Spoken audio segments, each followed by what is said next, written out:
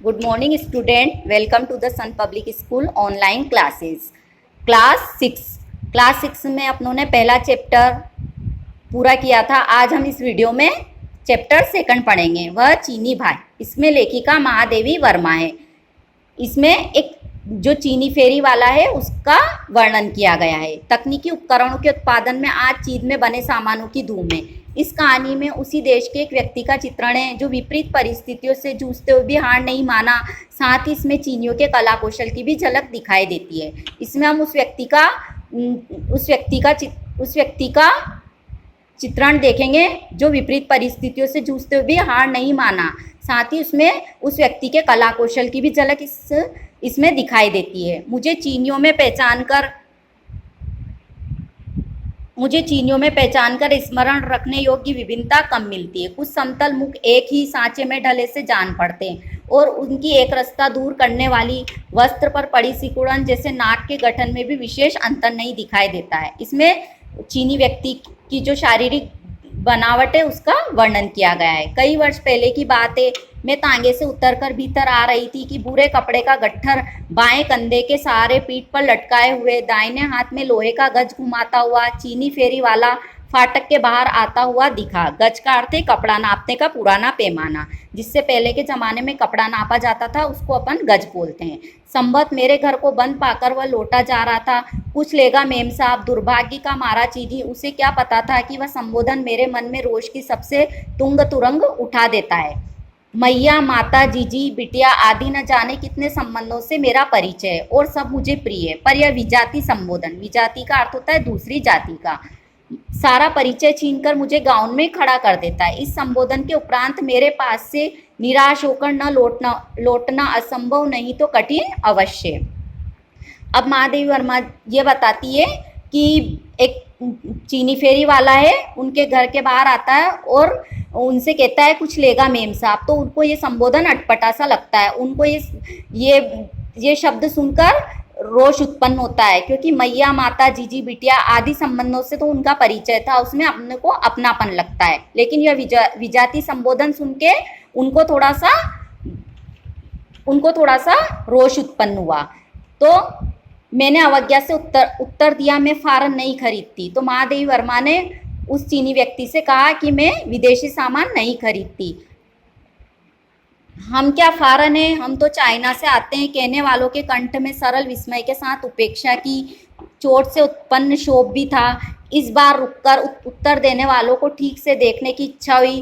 धूल से मटमैले सफ़ेद किरमिच के जूते में छोटे पैर छिपाए पतलून और पाजामे का मिश्रित परिणाम जैसा पजामा और कुर्ता तथा कोट की एकता के आधार पर सीला कोट पहने उधड़े हुए किनारों से पुरानेपन की घोषणा करते हुए दुबली पतली नाटी जो मूर्ति खड़ी थी वह तो शाश्वत चीनी है।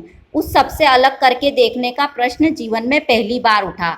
इसमें महादेवी वर्मा ने उस चीनी व्यक्ति की वेशभूषा का वर्णन किया है कि वह छोटे कद का था और उसके सफ़ेद किरमिच के जूते में छोटे पैर छिपाए और वह पतलून, उसने कुर्ते और पाजामे का सम्मिश्रित परिणाम जैसे पाजामा और कुर्ता पहन रखा और उसके कपड़े भी क्या थे, फटे पुराने थे। तो उसमें महादेवी वर्मा ने उस चीनी व्यक्ति की वेशभूषा का चित्रण किया है। मेरी उपेक्षा से उस विदेशी को चोट पहुंची। यह सोचकर मैंने अपनी नहीं को और अधिक कोमल बनाने का प्रयास किया। मुझे कुछ नहीं चाहिए भाई। चीनी भी विचित्र निकला। हमको भाई बोला, तुम जरूर लेगा। हाँ, होम करते हाथ जला वाली कहावत हो गई। विवश होकर कहना पड़ा, देखो तुम्हारे पास है क्या। चीनी बरामदे में ही कपड़े का गट्ठा उतारता हुआ कह चला, बहुत अच्छा सिल्क आता है सिस्टर, चाइना सिल्क क्रेप। बहुत कहने सुनने के उपरांत 2 मेजपोश खरीदना आवश्यक हो गया। सोचा चलो छुट्टी हुई। इतनी कम बिक्री होने के कारण चीनी अब कभी इस ओर आने की भूल न करेगा। तो जैसे उनको महादेवी वर्मा कहती है कि हम विदेशी सामान नहीं खरीदते हैं तो उसको उस फेरी वाले को चोट पहुँचती है और वो कहती है कि भाई मुझे विदेशी सामान नहीं खरीदना है। तो वह फेरी वाला भाई शब्द सुनकर उसको बहुत अच्छा लगता है और वह खुश होता है और वो कहता है कि लेखिका से कहता है कि बहुत अच्छा सिल्क है, चाइना सिल्क क्रेप, और वह महादेवी वर्मा को सिस्टर कहकर संबोधित करता है। और इसके बाद महादेवी वर्मा उससे 2 मेजपोश खरीदती है और वो सोचती है कि इतनी कम बिक्री होने के कारण अब चीनी अब कभी इस ओर आने की भूल न करेगा। पर कोई 15 दिन बाद वो बरामदे में अपनी गठरी पर बैठकर गज को फर्श पर बजा बजा कर गुनगुनाता हुआ मिला। मैंने उससे कुछ बोलने का अवसर न देकर व्यस्त भाव से कहा, अब तो मैं कुछ न लूँगी, समझे।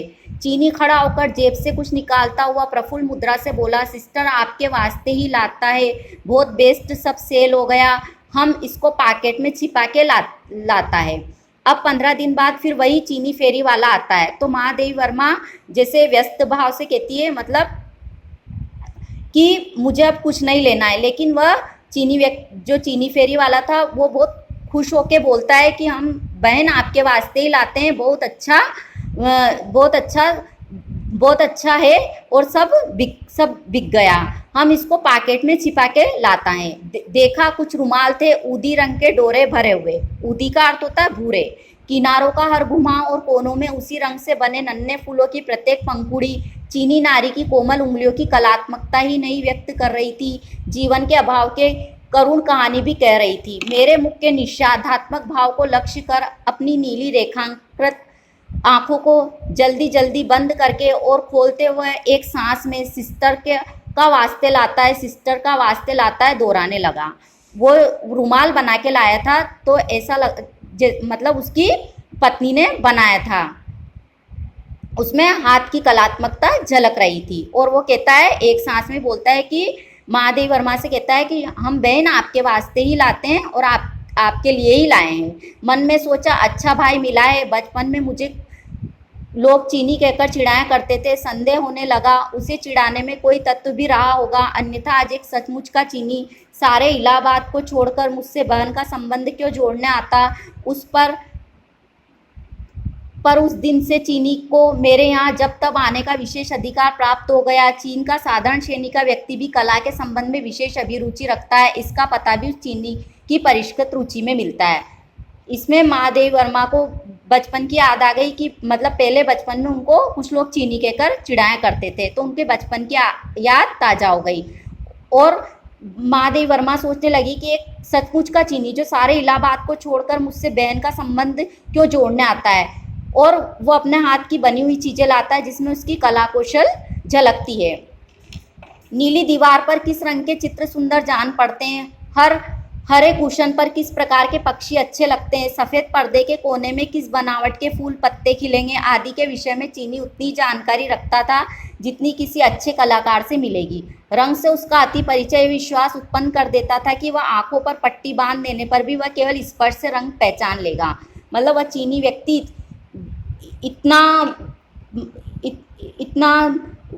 इतना समझदार था कि वह अगर उसकी आंखों पर भी पट्टी बांध ले तो वह उसके स्पर्श से रंग पहचान सकता है। चीन के वस्त्र, चीन के चित्र आदि की रंगमयता देखकर भ्रम होने लगता है कि यहाँ की मिट्टी का हर कण भी इन्हीं रंगों से रंगा हुआ न हो। चीनी देखने की इच्छा प्रकट करते ही सिस्टर के वास्ते हम चलेगा कहते कहते चीनी की आंखों की नीली रेखा प्रसन्नता से उजली हो उठती है। अब चीन के वस्त्र, चीन के जो चित्र आदि को देखकर उसको शंका होने लगती है कि यहाँ की मिट्टी का हर कण भी इन्हीं रंगों से रंगा हुआ न हो। चीन देखने की महादेवी वर्मा के मन में चीन देखने की इच्छा प्रकट करते ही वह बोलती है कि वह फेरी वाला बोलता है कि हम सिस्टर के वास्ते चलेगा, मतलब हम अपनी बहन के लिए चलेगा। कहते कहते उसके मुख पर प्रसन्नता झलकती है। अपनी कथा सुनाने के लिए वह विशेष उत्सुक रहा करता था, पर कहने सुनने वालों के बीच की खाई बहुत गहरी थी। उसे चीनी और बर्मी भाषाएं आती थी, जिसके संबंध में अपनी सारी विद्या बुद्धि के साथ में आँख के अंधे नाम नैन सुख की कहावत चरितार्थ करती है। ये आँख के अंधे नाम नैन सुख कहावत है, मतलब जैसे आँख का तो अंधा और नाम नैन सुख। अंग्रेजी की क्रियाहीन संज्ञाओं और हिंदुस्तानी की संज्ञाहीन क्रियाओं के सम्मिश्रण से जो विचित्र भाषा बनती है, उसमें कथा का सारा मर्म नहीं बन पाता था। मर्म का अर्थ होता है भाव। इसमें महादेवी वर्मा ने यह बताया है कि जैसे उसको चीनी बर्मी भाषा आती थी और उसकी कला कौशल देखते ही बनती थी। अंग्रेजों की क्रियाहीन संज्ञा और हिंदुस्तानी की संज्ञाहीन क्रियाओं के सम्मिश्रण से जो विचित्र भाषा बनती थी, वह भाषा में निपुण था और उसमें कथा का सारा मर्म नहीं बन पाता था। अब हम इसका पार्ट सेकंड नेक्स्ट वीडियो में पढ़ेंगे।